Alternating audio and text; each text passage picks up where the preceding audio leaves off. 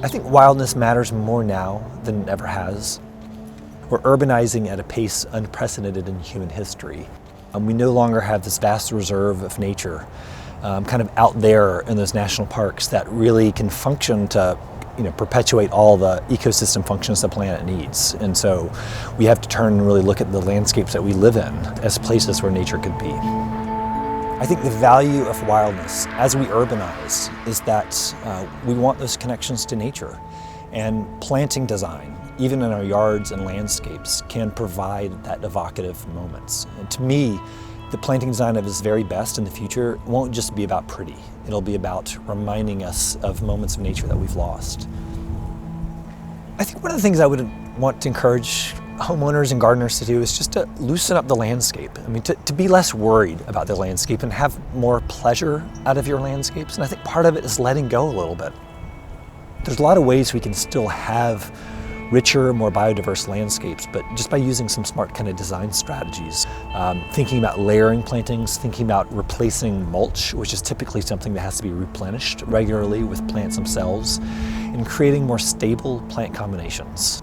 We want to get more diversity into our landscapes. In the wild, plants have different layers vertically. They're plants that kind of grow up top, the seed heads, the flowers, and there are these mid-height plants, kind of clumping plants that grow underneath that. And there's a whole range of species that grow kind of underneath those and hug the ground and hold the ground. And that same layered structure that happens above ground also happens below ground in the root levels. There's thin, shallow rooted plants, there's kind of mid-height rooted plants, and then there are these tap-rooted plants that go 8-9 feet down. So this layering really becomes a key to understanding how you can get great diversity of species at the same time you get a great stability of plants.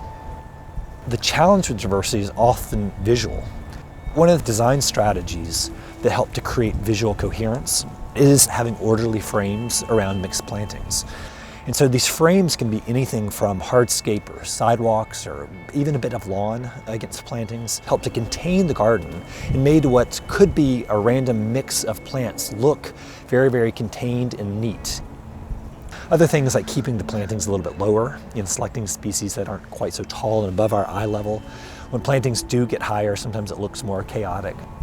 You don't have to tear up your yard to have a more biodiverse landscape. It's really to look around at your yard and find the places where you have mulch or gravel and start thinking about what plants you can put underneath your existing plants. And the other thing we really emphasize a lot is just having a lot of color. If we strategically lay out kind of a succession of blooms, we really can get a lot of color throughout the season. And that really becomes something that people react very positively to. So I think one of the first things that gardeners or designers can do is to look at the sites they have and think about what would naturally want to grow there, not what you want to grow there. So it's really thinking hard about finding the right plants in place. And when you do that, when you find plants that are happy in the spot, they just look better. Even if it's not the plant you might initially wanted, they just look happier, they look fuller, they look more adapted. So that memory of nature, those vignettes, become very evocative. And so some of it's using plants that grow in those areas around you, using a lot of native species.